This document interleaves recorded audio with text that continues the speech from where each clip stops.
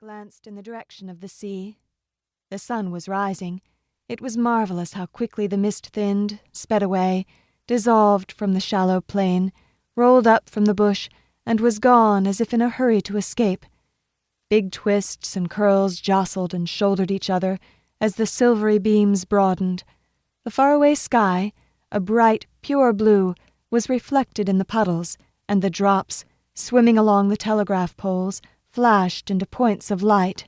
Now the leaping, glittering sea was so bright, it made one's eyes ache to look at it. The shepherd drew a pipe, the bowl as small as an acorn, out of his breast pocket, fumbled for a chunk of speckled tobacco, pared off a few shavings, and stuffed the bowl. He was a grave, fine-looking old man. As he lit up, and the blue smoke wreathed his head, the dog, watching, looked proud of him. Ba, ba.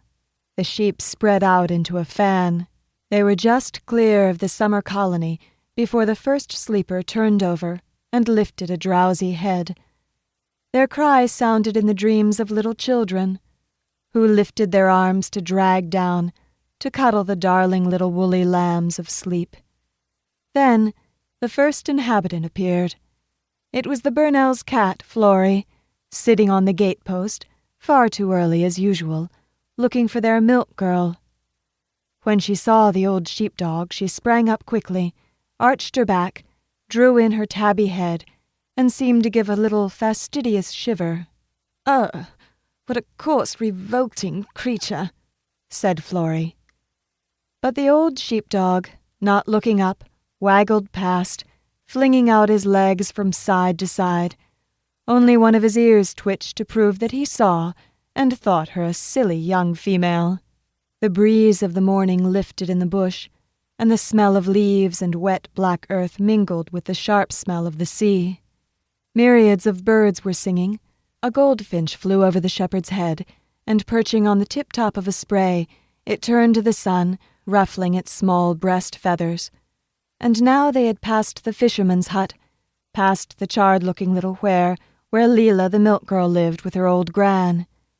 The sheep strayed over a yellow swamp, and Wag the sheepdog padded after, rounded them up, and headed them for the steeper, narrower rocky pass that led out of Crescent Bay and towards Daylight Cove. Ba, ba. Faint the cry came as they rocked along the fast-drying road. The shepherd put away his pipe, dropping it into his breast pocket so that the little bowl hung over, and straightway the soft, airy whistling began again. Wag ran out along a ledge of rock after something that smelled, and ran back again disgusted. Then pushing, nudging, hurrying, the sheep rounded the bend, and the shepherd followed after, out of sight. 2.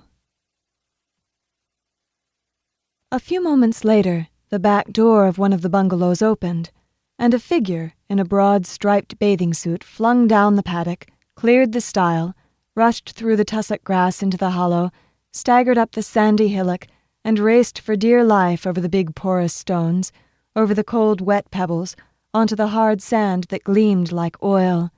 Splish-splosh, splish-splosh. The water bubbled round his legs as Stanley Burnell waded out exulting.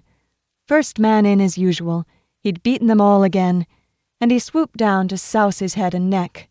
"Hail, brother! All hail, thou mighty one!" A velvety bass voice came booming over the water. Great Scott! Damnation take it! Stanley lifted up to see a dark head bobbing far out and an arm lifted. It was Jonathan Trout, there before him. "Glorious morning," sang the voice. "Yes, very fine," said Stanley briefly. Why the dickens didn't the fellow stick to his part of the sea? Why should he come barging over to this exact spot? Stanley gave a kick, a lunge, and struck out, swimming overarm. But Jonathan was a match for him.